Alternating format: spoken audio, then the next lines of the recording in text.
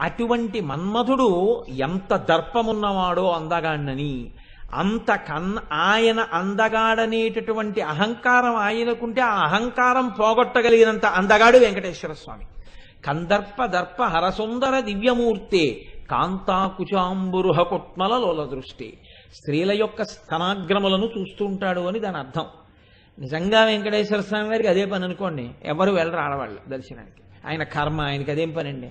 అది కాదు దాని అర్థం, మీరు కొంచెం జాగ్రత్తగా అర్థం చేసుకోవాలి.